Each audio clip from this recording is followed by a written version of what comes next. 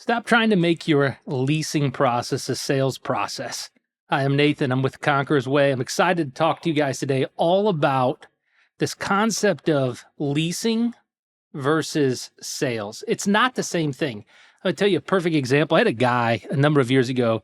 We'll call him John. He worked on our staff. He was a great salesperson. We hired him because of his sales background. In fact, he was so good at sales, he got in the habit and process of convincing our team in order to be able to push applications through. He would sell his way through not being reprimanded whenever he messed up a lease, or he would sell his way through the process of trying to do the paperwork inaccurate or skip steps in the leasing process. I'm here to tell you, you have to be careful about hiring salespeople for your leasing process. Now, there's this quote, and it's a great quote. It's by John Quincy Adams. He was the sixth president of the United States. He might know a little bit about leadership. Here's what John Quincy Adams had to say. John Quincy Adams said, "Leaders dream more, and if you can get people to dream more, learn more, do more, and become more, you're a leader." Well, we got to get people to be able to dream more, learn more, do more, and become more inside of the property that you're leasing to. And so I challenge you, I suspect that what you have been thinking is that leasing is not sales all along. You've had this thought process burning deep inside of you, but you've been trying to figure out what is leasing. Why is it not working the way that it's supposed to? I'm going to tell you right now, because it's a leadership process. Here, there's some hidden costs of doing this the wrong way. There's a big myth. Number one, leasing is not filling vacancies. That's a myth. We don't want to fill vacancies with just anybody. What we want to do is we want to guide people, the right people, to lease the homes from us. The second myth in leasing is any good salesperson can lease. That's just simply not true. Just because you have a background in sales doesn't mean that you're going to be great at leasing. Leasing is the process of attracting and influencing the right people to live inside of your home, pay rent, renew the lease, take care of the property, and stay long term. It's not just putting somebody into that vacant property. And so when you try to sell somebody that's not a good fit for the property into leasing a property for you, do you know what happens? Yeah, I'm sure you've guessed it by now. You end up putting a bad tenant into the property, which brings me to my third point. My third point and the third myth of leasing and the hidden costs associated with it is leasing is separate from collecting rent, maintenance requests, retention, turnovers. Leasing is not separate from maintenance requests, collections, turnovers, none of it. Leasing is incorporated in that entire process. Your entire business. I'm going to challenge you today, okay? I'm going to challenge you. Take a step and think about this. Just put it down in the memory banks. Let it be filed away. When you lease the property, that is your whole business. Are you going to leave that to some huckster that forces somebody into a property that doesn't deserve to belong to be there?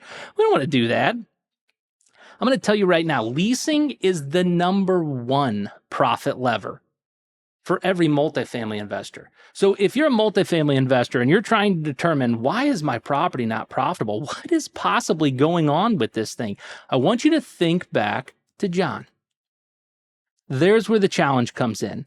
Do you have people ramrodding people into the property? Are we attracting the right person into the property? Now, I want to take a second and talk about this whole concept of sales versus leasing, because I don't know that you're completely convinced yet that it's not a sales process. And especially if you've been doing this for a long period of time, you might be at the point where you're just about to tune me out. Hang in there. I'm going to tell you exactly why this is a leadership process and not a sales process. In sales, we have pre-call planning. We have the initial contact.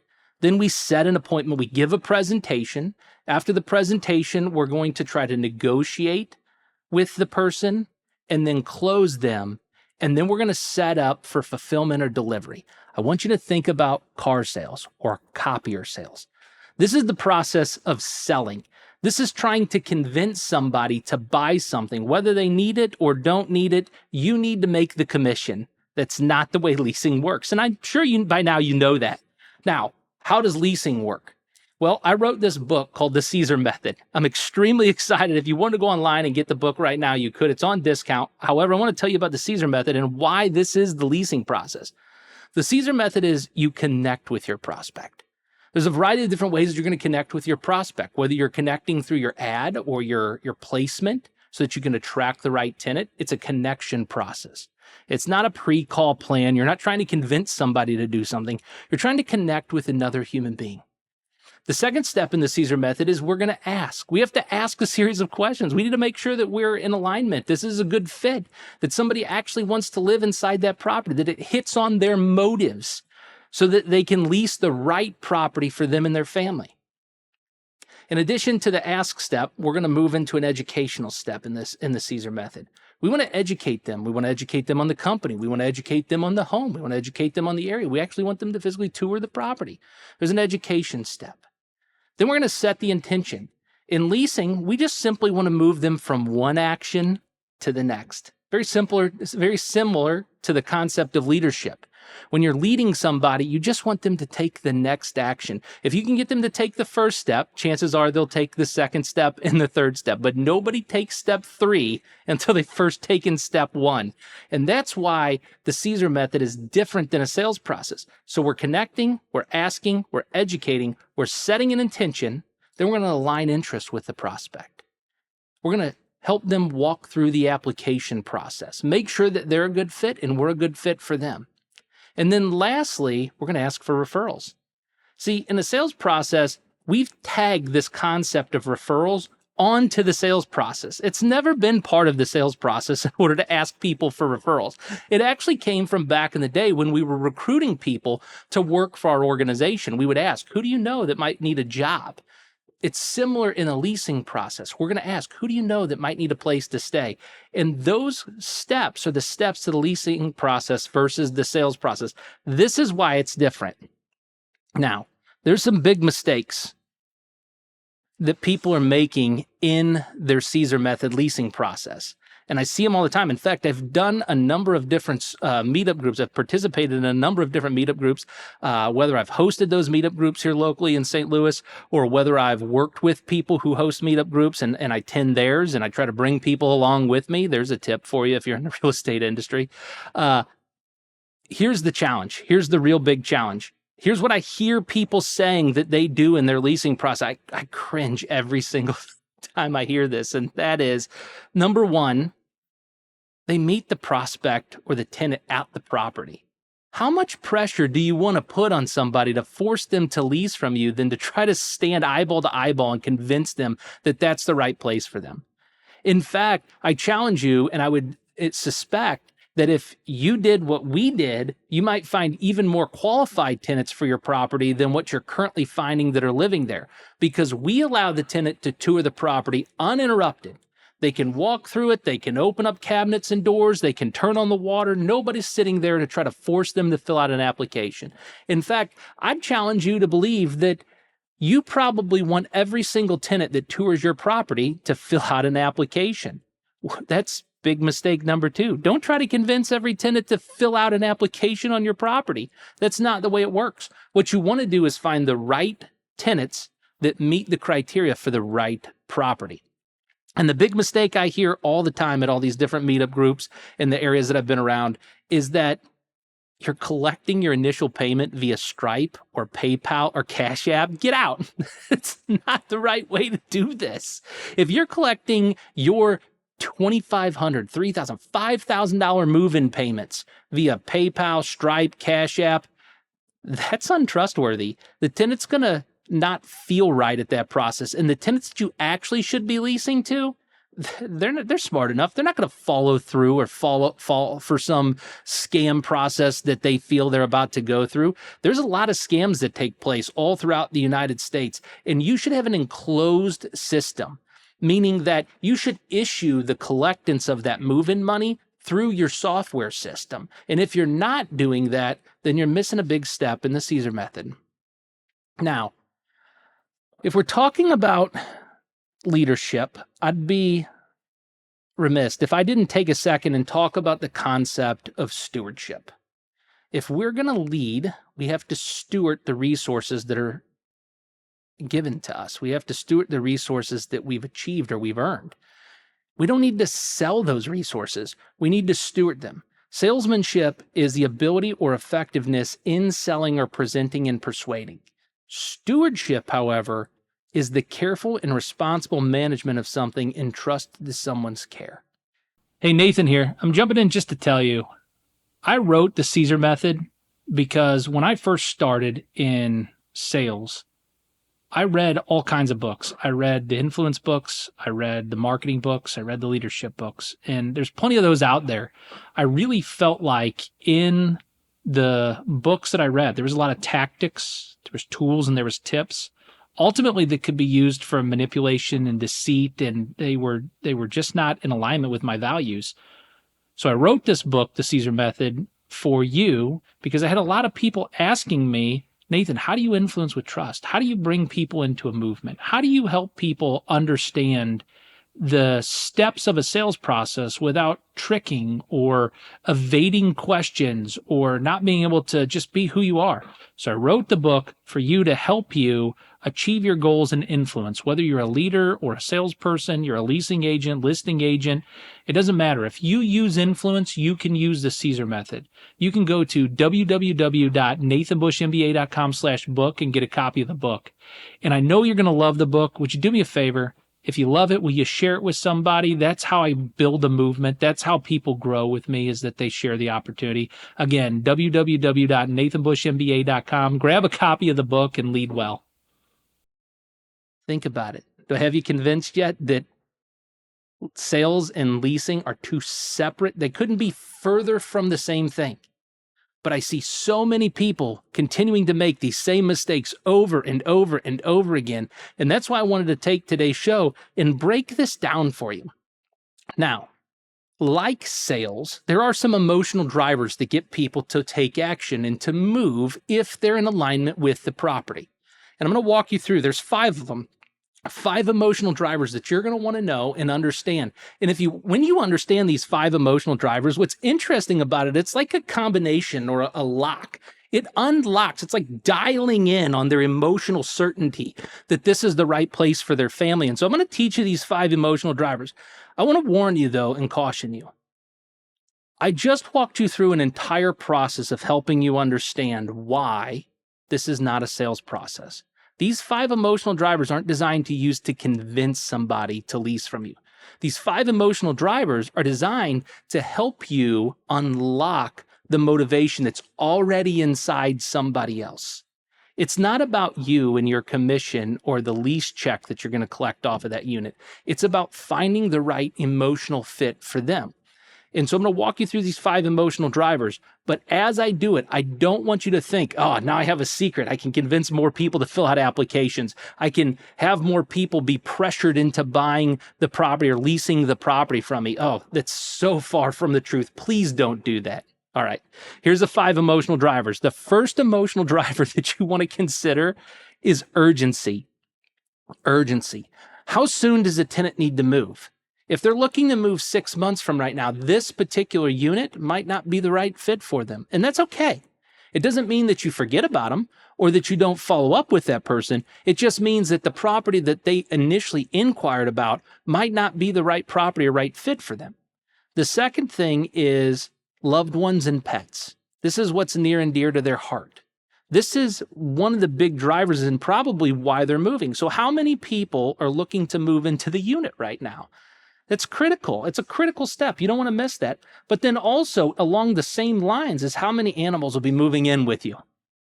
Because you know that if they can't take their loved ones with them, if they can't take their pets with them, if they can't bring all the things they care about into the home, they're not going to move.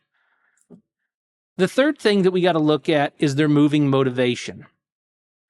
Moving motivation is like, why are you looking to move? What's brought you to this decision to move right now? And that will give me a telltale sign as to the passion behind the decision to move. It also might tell me exactly why I don't want them as a tenant. And so we have to take that into consideration when they're giving us their motivation for move. If they're being evicted right now from their current landlord and they tell you that, you can document it on their file and decline that application. You do not have to accept that person. The next one of the motivators that people are motivated around, that we have to get to the emotion around, is money, okay? we have to ask the question, what is your budget? When you're looking to move into a new property, we don't want to try to force them into a property that's just a little bit above their budget. No, in fact, we want to try to do the opposite. If you're trying to improve your collections, improve your maintenance, improve your leasing altogether, okay? You want to reduce turnover and all this. You want to find properties for people that are in alignment with their budgets that they can afford. And most people are going to give you a maximum amount of budget. Most people are not withholding that information from you. They've looked at their finances, they've done the research, and they say, I can't afford more than this in rent. So if you try to squeak out a couple more dollars, it's going to be disastrous. Let me tell you about a tenant that this happened with. So a couple of years ago, I was working with this tenant, and she told me that her max budget for the property was $1,000. Now, little did I know and understand that that was her all-in budget for housing expenses. And so we had additional fees. There was $165 in water, sewer, and trash. She got so mad at me, guys, because I put her in a property she couldn't afford. She leased the property for $1,000, the $165 she couldn't afford. And so what ended up happening was she tried to back out of the lease transaction with me. And just like the sales skills that I was warning you about, I convinced her to take the property and that she could pay the water, sewer, and trash bill late. She would just pay it on the 15th with her second check. Here's the problem. She also incurred late fees. And she got mad every single month that she was incurring late fees. She ended up destroying the property, getting evicted from the property, and it was a bad deal. Don't do like I did on your property and put the wrong tenant in the wrong property because you're trying to convince them to do something they can't afford. In fact, I learned to do the exact opposite, like I'm teaching you now. You want to make sure that if the budget is $1,000, can you get them at $995? Can you get them down to $985? Can you get them down to a property that's $950 that would really help out their budget? Be a leader and serve that person in the right way. Don't be a salesperson trying to convince them to take the property. The last of the motivators, because I don't want to forget about the last one, is trust. Trust. How do you build trust? It's going to seem weird, but ask them what zip code they want to live in. And don't try to force them to live in a zip code that they don't want to live in. Let them tell you where they want to be. And if you do these things, you'll have a lot better opportunity of placing people in the right units as a leader, leading them to the right property. Now, we've talked an awful lot about sales versus leasing. I want to just bring a thought that's out there in the world right now. And I want to squelch it if you're doing anything in property management, you're a real estate investor, you're a leasing agent. And that is the mentality of being a closer versus a relationship opener and a conqueror. Do we want to be a closer or a conqueror? That's the real question. Do we want to conquer this leasing process as a leader, or do we want to be a sales closer? I've got to get you to get this thought process of closing the lease transaction out of your mind. There's no such thing as closing a lease transaction. In fact, here's what I think of with closing, that you've closed all of the doors and all of the windows to the property, and there's nowhere for them to escape. That's the thought process that I have when I think about being a closer. Now, being a relationship opener, that's like I'm opening the door and letting them walk in on their own free will. Let them make the decision about where they want to live. Don't try to make it for them. In fact, here's why. One of the first things you have to consider, and one of the things that are incredibly important if you're going to consider leasing versus selling, is fair housing. In real estate, what makes it different and why this is a leadership process is that fair housing could end up costing you thousands of dollars. And in fact, per occurrence, over $24,000 in an individual civil fine that you could receive if you try to steer somebody into a specific property. That's a problem. In addition to the civil penalties, you have legal penalties that are a problem, licensing impact that could be a potential problem, public record of embarrassment that are out there. You just can't do it. Here's the difference. A conqueror understands the laws and the rules. A leasing conqueror and relationship opener is going to understand the laws and the rules, and they're going to adhere to them. unless you're taking some type of moral virtuous stance, which I'm probably sure that you're not, but in some cases you may be. Some of these municipalities really tick me off. I get it. But unless you're taking a moral virtuous stance, follow the rules.